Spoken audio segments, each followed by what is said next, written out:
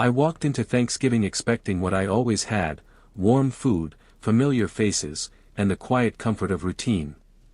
The house smelled like roasted turkey and cinnamon. Plates were already set. People hugged me, smiled, asked how my drive was. Normal. Safe. But it didn't take long to notice the cracks.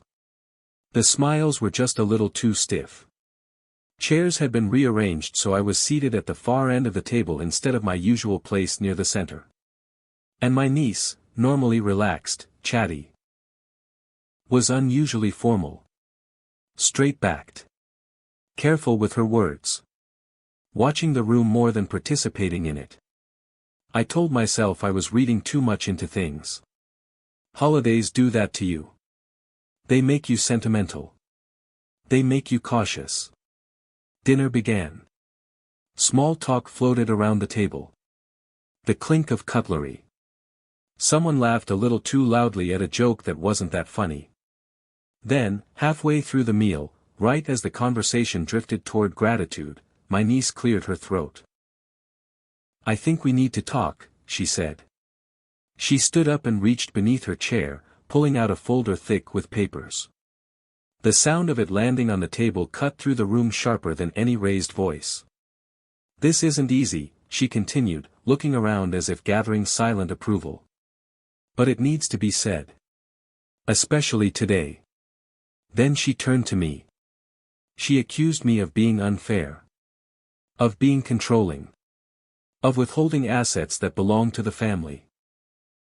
She said I'd positioned myself as the gatekeeper of everyone's future, deciding who deserved help and who didn't. No one interrupted her.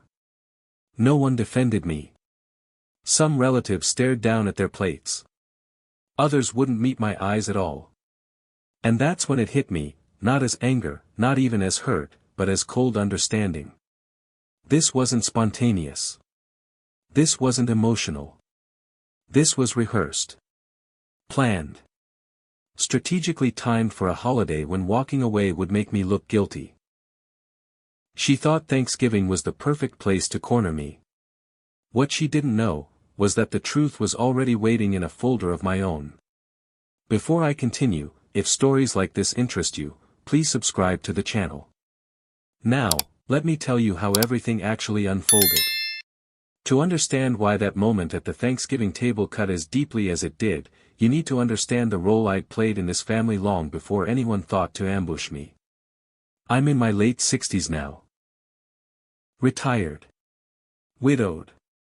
Most of my adult life was spent building a small but stable business, the kind that doesn't make headlines but pays its bills and keeps its promises. When my wife passed, work became structure. Family became purpose. Somewhere along the way, without ever announcing it, I became the anchor. When my younger sister struggled after her divorce, I helped her cover rent for a year. When my brother's business failed, I loaned him money, quietly, without interest. When my nieces and nephews went to college, I stepped in where scholarships fell short. Not because I wanted gratitude, but because that's what family did. Or at least, what I believed it did. My niece, the same one who stood up at that table, used to call me her second dad. I helped her buy her first car. I co-signed when no one else would. I sat through her graduations, her disappointments, her long talks about life not turning out the way she expected. She cried on my shoulder more than once, and I never once thought to keep score. But help has a strange side effect when it's given too freely. Over time, gratitude can quietly rot into expectation. I didn't notice it at first.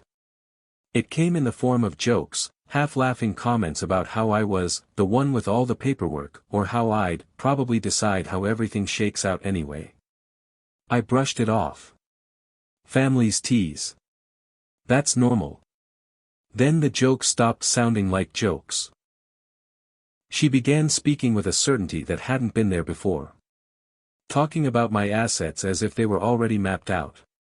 Referring to my help not as generosity, but as responsibility. As obligation. What hurt wasn't the money. It was the assumption. At no point had we ever discussed inheritance, ownership, or entitlement. I had never promised anything beyond what I'd already given. And yet, somewhere along the line, my silence had been interpreted as consent. Looking back now, I can see the shift clearly. The way respect slowly gave way to calculation. The way my support stopped being appreciated and started being audited. But at the time, I told myself the same lie many people tell themselves when it comes to family. They wouldn't hurt me. They wouldn't plan against me. I was wrong. And the truth is, by the time my niece decided to turn Thanksgiving into a courtroom, she didn't see me as an uncle anymore. She saw me as an obstacle. An obstacle she believed she could pressure, corner, and finally force to give up what she thought was already hers. The change in my niece didn't happen overnight. That's what makes betrayal like this so dangerous, it doesn't announce itself. It settles in quietly, disguised as confidence, as maturity, as someone finally finding their voice. By the time you realize what's happening, the lines have already moved. At first, it was just comments.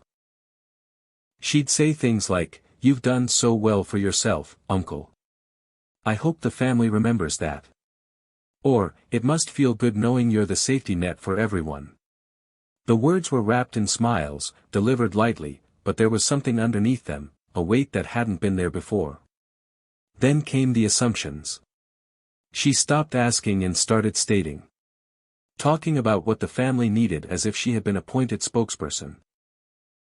Referencing my finances in group conversations, not directly, but with a tone that suggested familiarity. As if my private decisions were already part of some shared plan I'd never agreed to. What struck me most was how she began to speak for others. "Well, everyone feels this way. We've talked about it as a family. It's not just me asking." But when I looked around, no one ever confirmed it. No one openly agreed. They just stayed quiet. And silence, I learned, can be a powerful accomplice. She started pushing for transparency. That was her favorite word.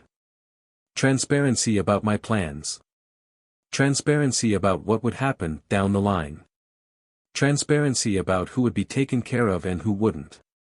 Each time, I reminded her gently that my affairs were in order and that I didn't owe anyone explanations. Her smile would tighten. Just for a moment. The real shift came when she invited me to Thanksgiving and said, "This year feels important. We need everyone on the same page." The way she said page stuck with me. Like something had already been written, and I was expected to read my part. In the weeks leading up to the holiday, her messages became more formal. Less warmth.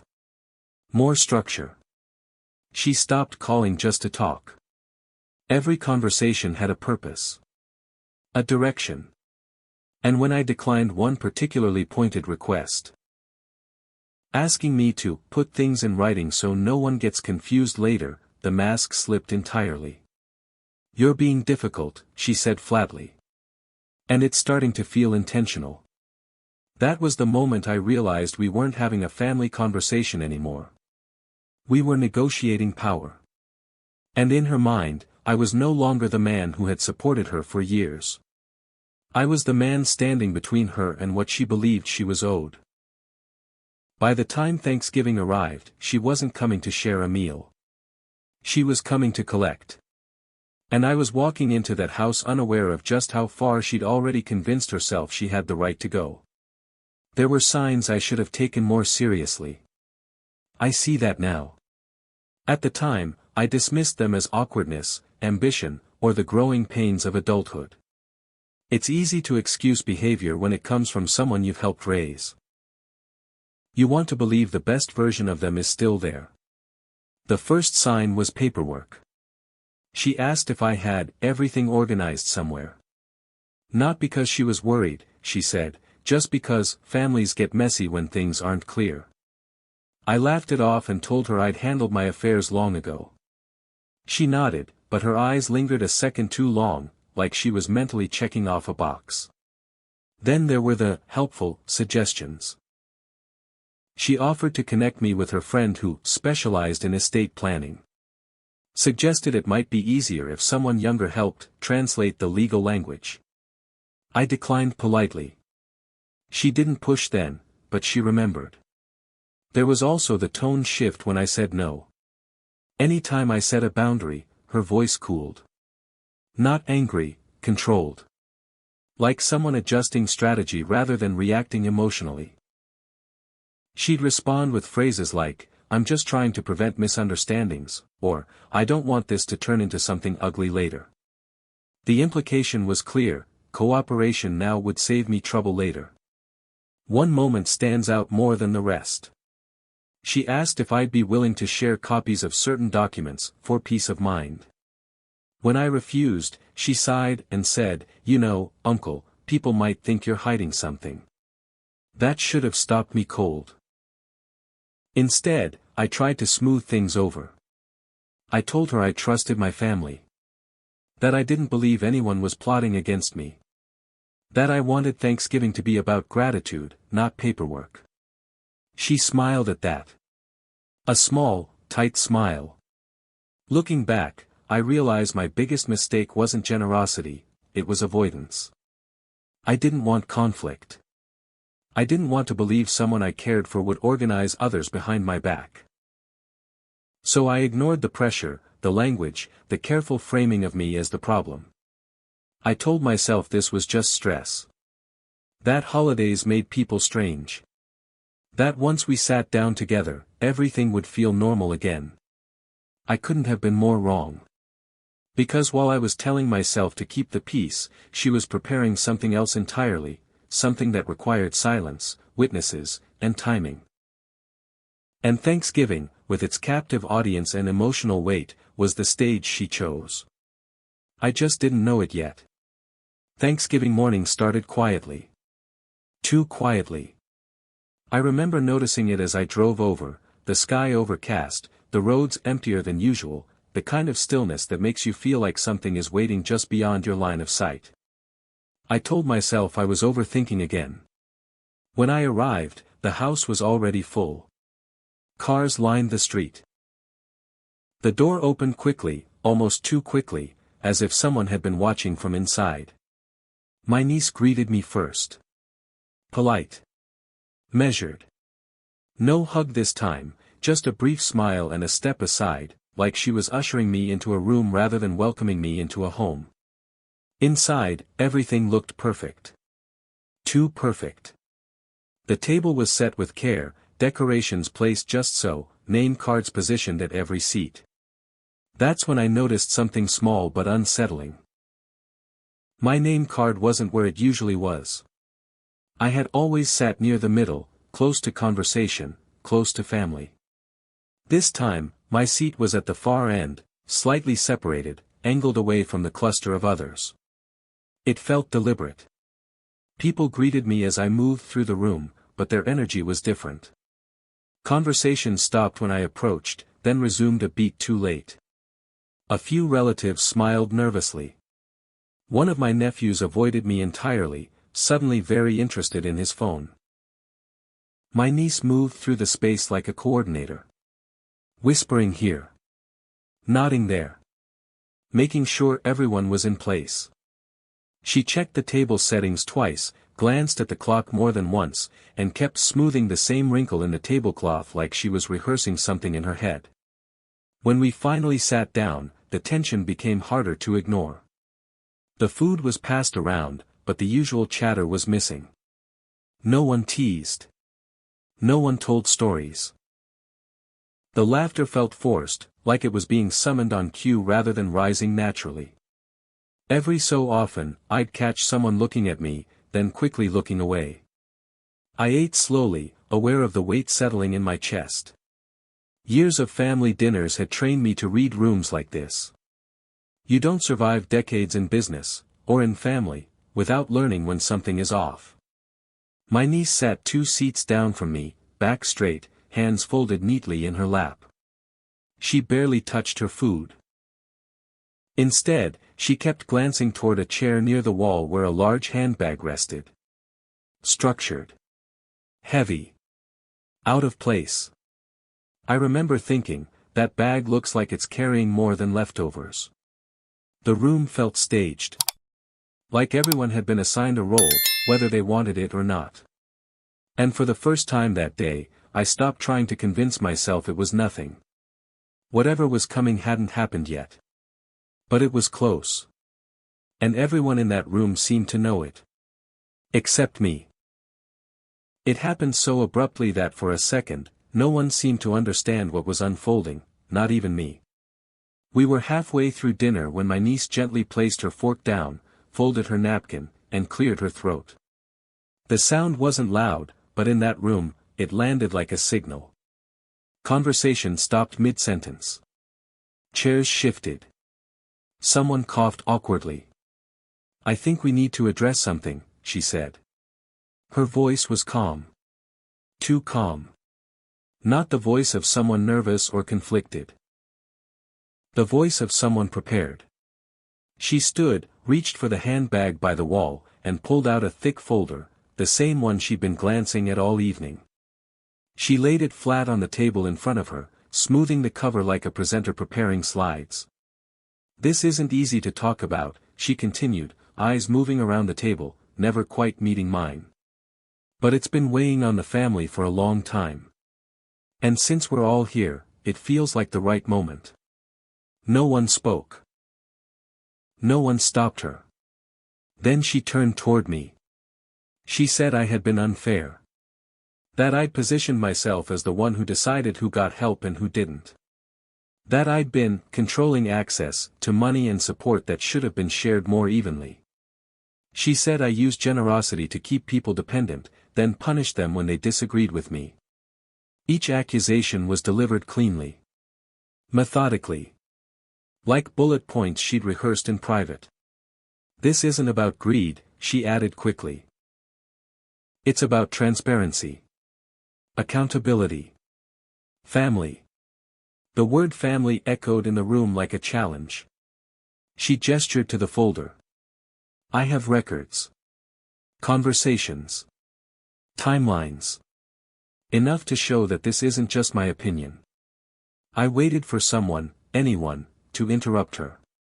To ask a question. To remind her that Thanksgiving dinner wasn't a courtroom. No one did. Some relatives stared down at their plates as if the tablecloth had suddenly become fascinating. Others shifted uncomfortably in their seats, hands clasped tightly, eyes darting between us. One aunt pressed her lips together, clearly torn but unwilling to speak. I looked around that table and felt something unexpected settle over me. Not anger. Not humiliation. Clarity. This wasn't a family discussion gone wrong. This was an ambush, carefully timed and carefully framed so that defending myself would make me look defensive. Emotional. Guilty. She wanted me to argue. To explain. To justify myself in front of an audience that had already been primed to doubt me. So I didn't give her that. I sat there quietly, hands resting on the table, listening as she finished her speech. When she finally stopped, the silence that followed was thick enough to choke on. And in that silence, I understood exactly what she thought this moment was meant to be. A reckoning. What she didn't understand yet was that I'd come prepared for one too. As my niece finished speaking, I became acutely aware of my own breathing. Slow. Steady. Almost detached. It surprised me, because moments like that usually bring heat, anger rising in the chest, words lining up behind clenched teeth. But none of that came. Instead, something quieter happened.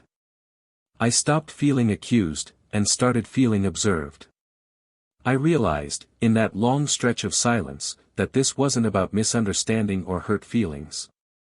It wasn't even about money, not really. It was about control. About rewriting history in a way that turned generosity into leverage and patience into weakness. And suddenly, everything made sense. The careful language she used. The witnesses she'd gathered without announcing it. The way she framed herself as reluctant, reasonable, burdened with responsibility. She wasn't trying to talk to me. She was trying to position me. For years, I'd avoided conflict because I believed family deserved grace. I believed silence kept peace. But sitting there, surrounded by people who had benefited from my help yet now refused to meet my eyes, I understood the cost of that silence. It hadn't protected me. It had made me predictable. And predictability is exactly what people like my niece rely on. In that moment, I stopped feeling embarrassed. The heat drained away and was replaced by something far more useful, clarity. The kind that comes when you finally see the shape of the problem without emotion blurring the edges. She thought I was cornered. She thought the pressure of the room would force me to concede something, an apology, an explanation, a promise. But what she didn't realize was that I had already made a decision weeks earlier. A quiet one. The kind you don't announce until the timing is right. As I looked at the folder in her hands, I thought of the one sitting beside me, thin, unassuming, easy to overlook. And for the first time that evening, I felt something close to calm. Because once you understand the game being played, you stop reacting. You start choosing. I let the silence stretch just a little longer. Long enough for discomfort to settle in. Long enough for my niece to shift her weight and glance around the table, as if waiting for me to react the way she'd imagined. Then I reached down beside my chair.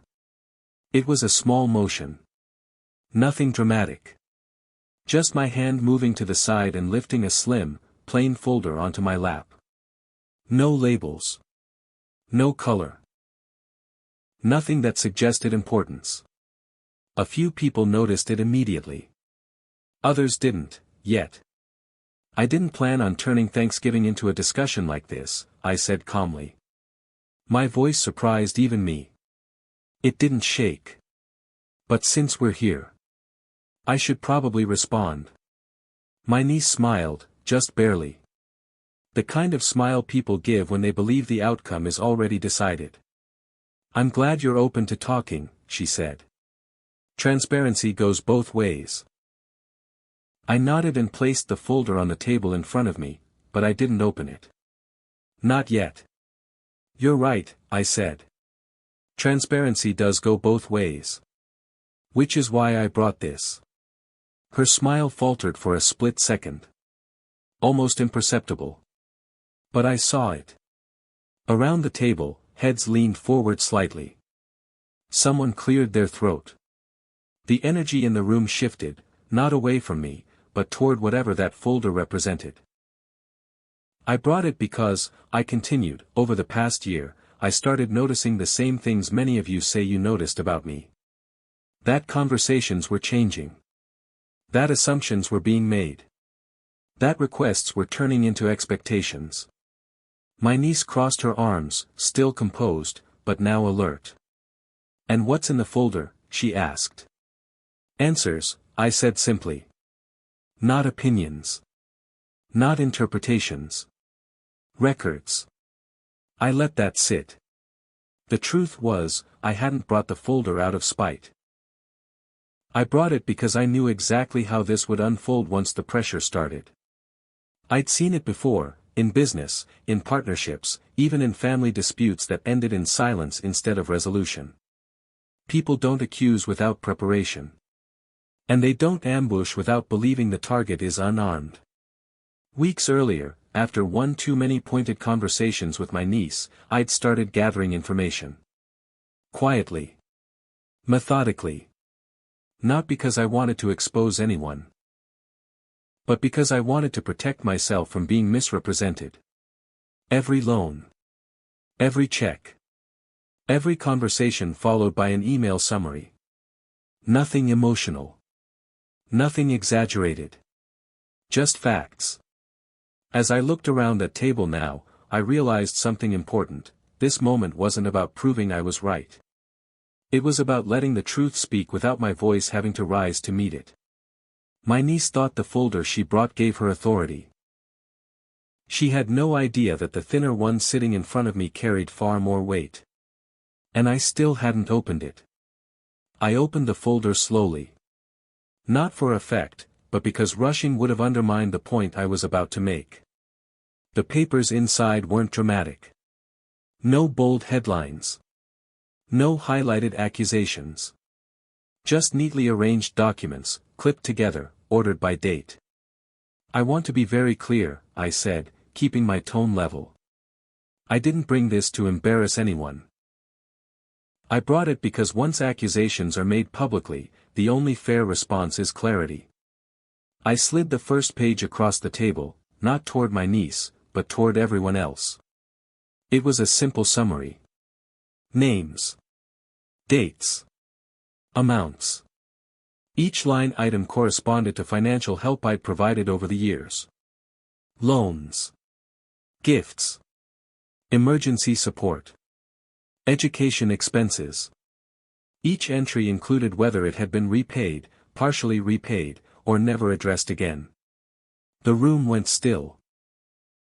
I watched faces change as people scanned the numbers.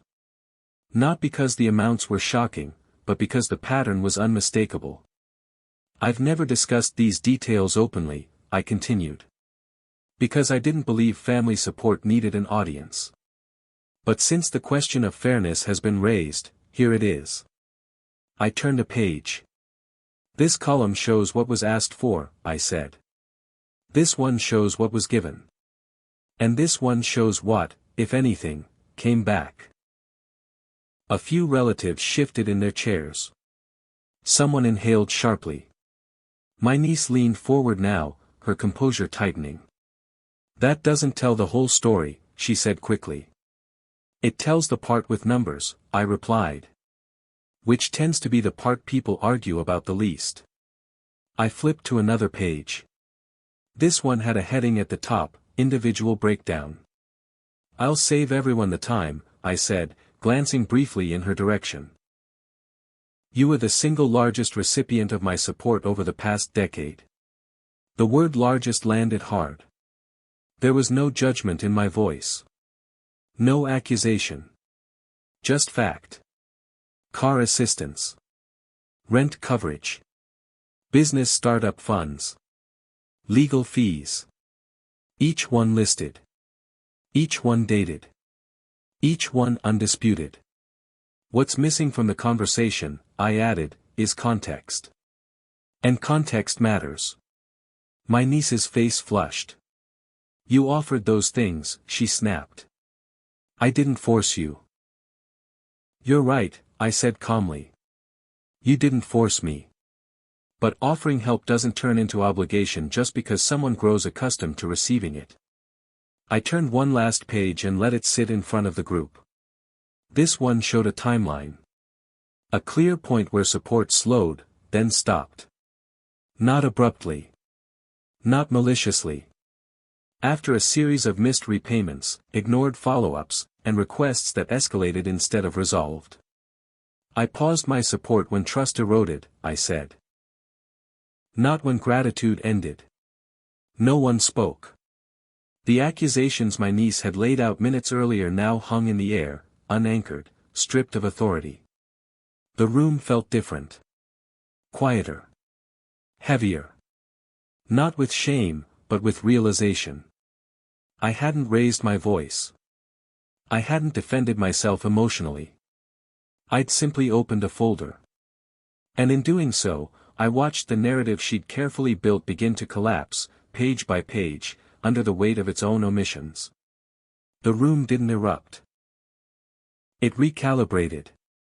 And that, I learned, is what truth tends to do when it's finally allowed into a space built on assumptions. The silence that followed wasn't empty.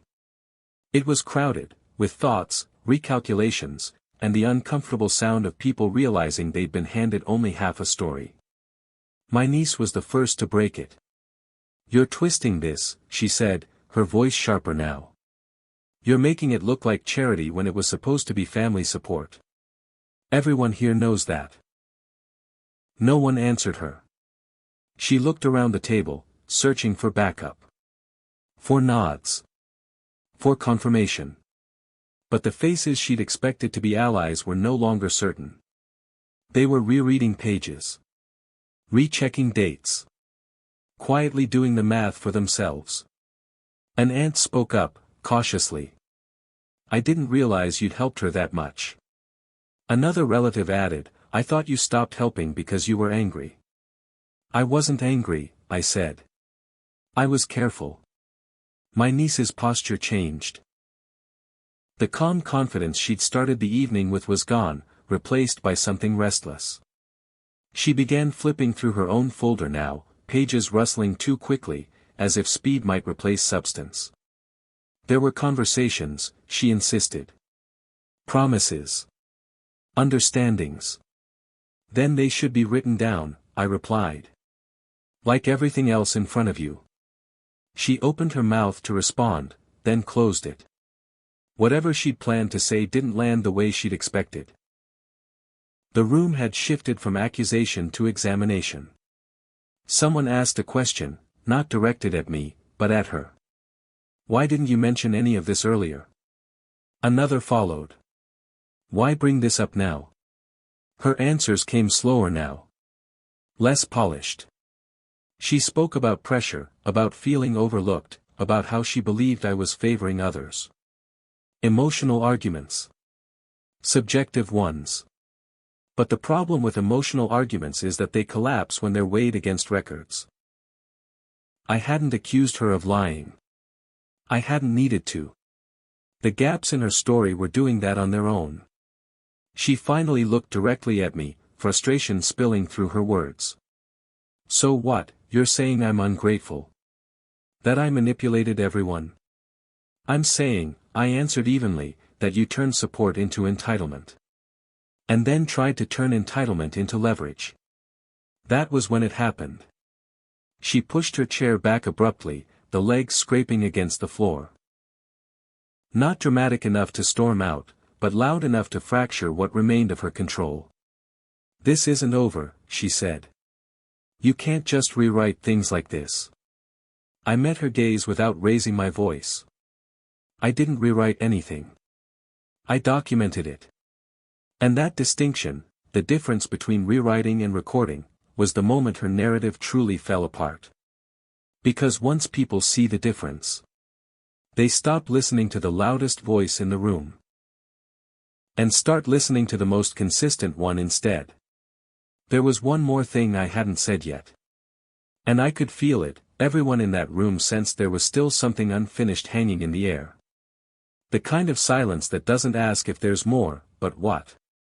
I want to explain something, I said. Because there's a part of this story that keeps getting skipped. My niece stiffened. She knew.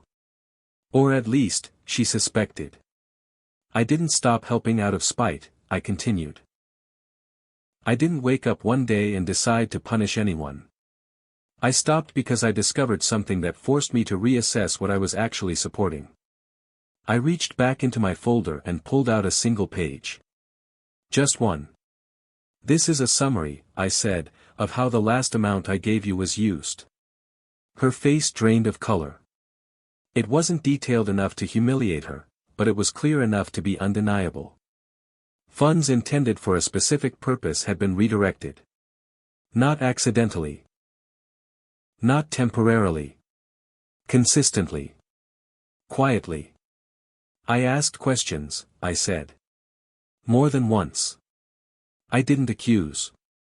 I didn't threaten. I just asked for clarity. I looked directly at her now. Not with anger, but with disappointment that had been sitting with me for a long time. I didn't get answers. I got deflection. She tried to interrupt. That's not. I'm not finished, I said gently.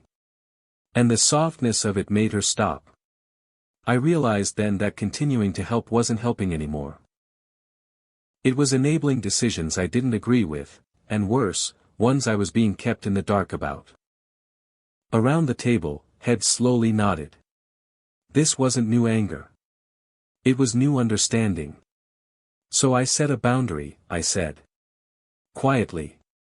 I didn't announce it. I didn't explain it publicly. I simply stopped writing checks until trust could be rebuilt. My niece's voice cracked, not with tears, but with frustration. You could have talked to me. I tried, I replied. But conversations require honesty on both sides. That was the part she hadn't prepared for. Her story depended on the idea that I'd withdrawn out of cruelty or control. But what the room was hearing now was something else entirely: restraint. Due diligence. A man choosing responsibility over convenience. I didn't take anything away from you, I said. I just stopped giving more when I could no longer stand behind how it was being used. No one argued after that. Because boundaries, when explained calmly and backed by facts, are very hard to villainize. And in that moment, the room understood something important. This wasn't a story about me withholding. It was a story about me finally saying enough. For a brief moment, my niece just stood there, hands gripping the edge of the table, eyes darting around the room as if searching for a way to regain control. The careful script she'd arrived with was gone now. The facts had disrupted it. And when facts take the stage, theatrics rarely survive. This isn't fair, she said finally, her voice louder than it needed to be. You're making this sound like some kind of moral lesson when it's really about power. You always held the power. There it was. The last card. She wasn't denying the documents anymore. She wasn't arguing the numbers. She was shifting the battlefield, from evidence to emotion. From accountability to accusation. You liked being needed, she continued. You liked being the one everyone depended on. And when I started questioning that, you shut me out. A few people shifted uncomfortably. Emotional arguments are tempting. They invite sympathy. They blur responsibility. But they don't erase reality. I never asked to be needed, I said quietly. I stepped in when help was asked for. There's a difference. She shook her head sharply. You could have fixed this privately. You chose to do this in front of everyone. I met her gaze evenly. You're the one who brought a folder to Thanksgiving. That stopped her. The room felt heavy now, not with tension, but with finality. There was no momentum left in her words. No outrage to ride. No audience waiting to applaud. She tried once more, softer this time. So what now? You just walk away and leave me looking like the villain? I didn't answer immediately. Not because I didn't have one, but because some questions don't deserve urgency. What happens next, I said at last, is up to you. But this ends today. She exhaled sharply, scoffing under her breath, but it rang hollow. The confidence she'd arrived with was gone, replaced by the realization that she'd misjudged the room, and me. Her final move hadn't failed because I outplayed her. It failed because it depended on silence, confusion, and guilt. And none of those things were left to work with. The ambush was over. And for the first time that evening, no one was confused about who had brought the truth to the table, and who had tried to control it. No one raised their voice after that. No dramatic exits. No shouted accusations. What happened instead was quieter, and far more telling. An uncle cleared his throat and pushed his chair back slightly. I think we've all heard enough for tonight, he said, not looking at my niece, but not avoiding her either. My sister spoke next. Her voice was careful, measured. I didn't know any of this, she said. If I had, I wouldn't have stayed quiet. That word, quiet, hung in the air. One by one, people began to speak. Not to attack, but to recalibrate. To explain what they'd assumed. What they'd been told. What they'd never bothered to verify. Apologies followed, not dramatic ones, but sincere, uncomfortable admissions that they'd allowed a narrative to form without asking the man at the center of it a single question. My niece remained standing, arms crossed now, jaw tight.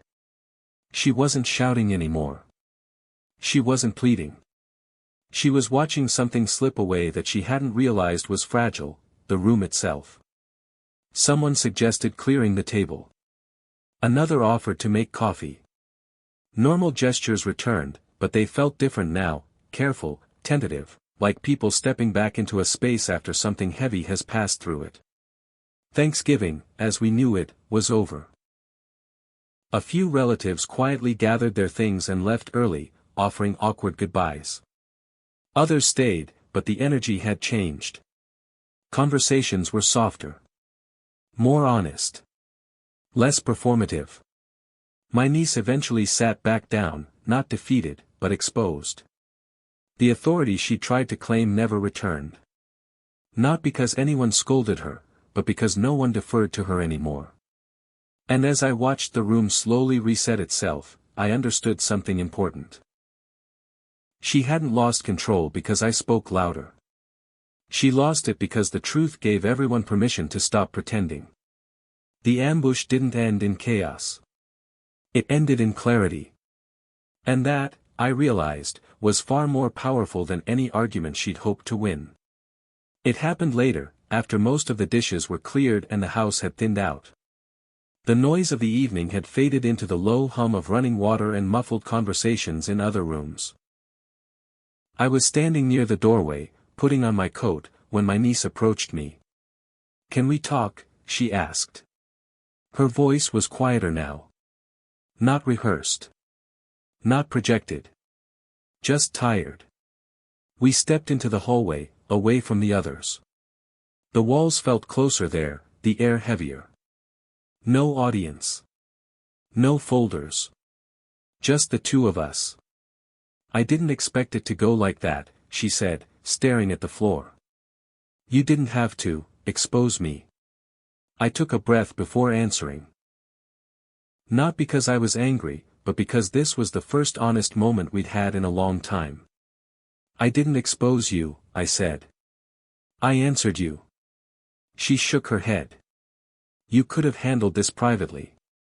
"You didn't bring it up privately," I replied gently. "You brought it up publicly.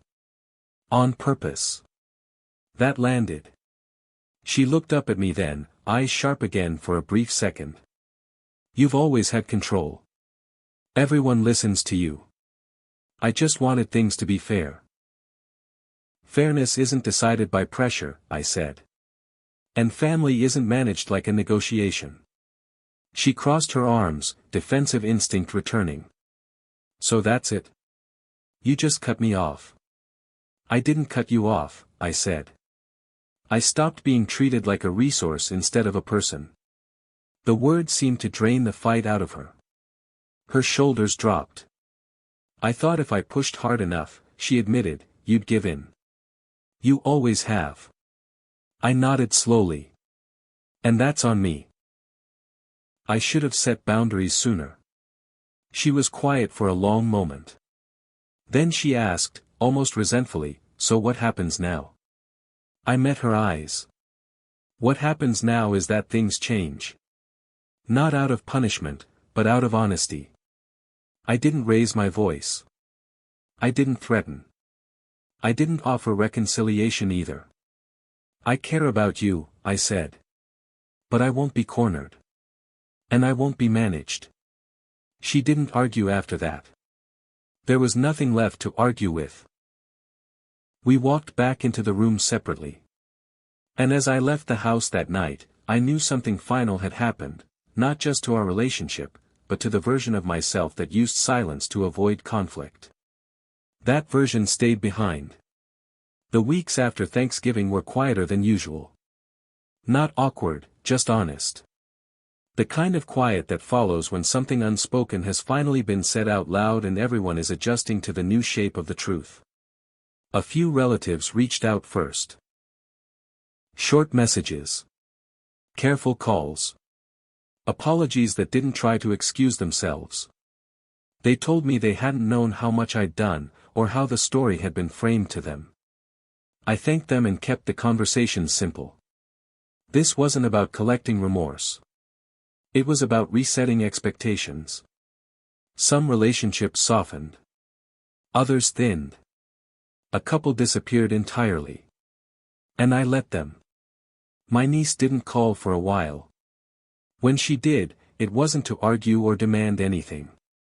It was to talk. Briefly, guardedly. We weren't close anymore, but we weren't at war either.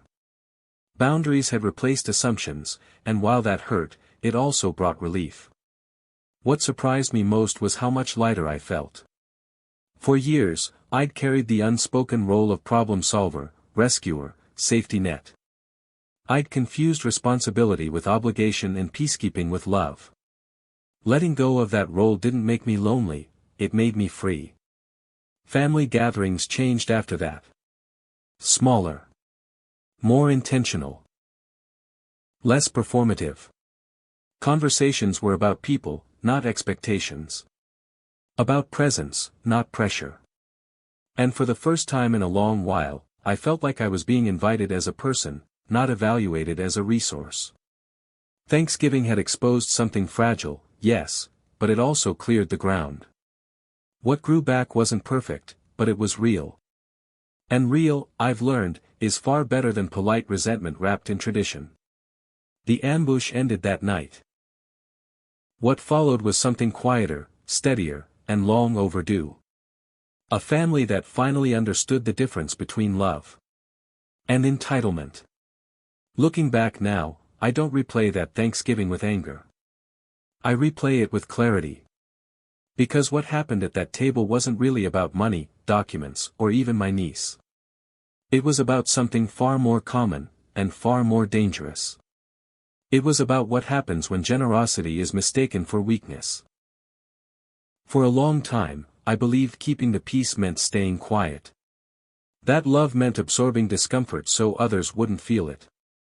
That if I didn't draw lines, no one would cross them. But silence doesn't protect relationships, it distorts them. It teaches people that boundaries are optional and that access can slowly turn into entitlement. My niece didn't wake up one day and decide to ambush me. That belief grew over time.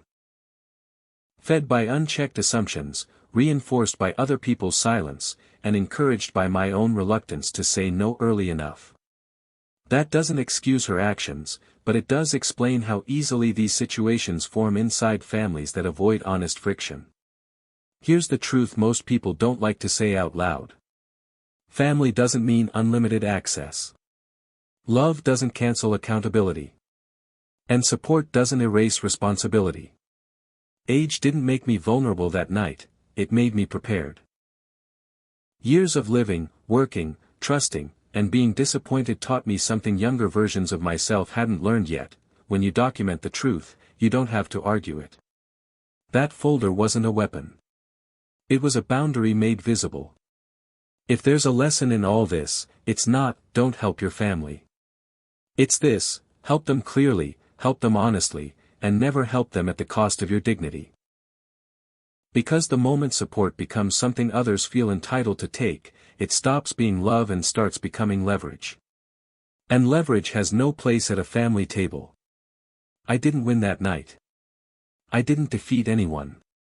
What I did was reclaim my voice, and in doing so, I gave everyone else permission to stop pretending. Sometimes the most powerful thing you can bring to a confrontation isn't volume, anger, or guilt.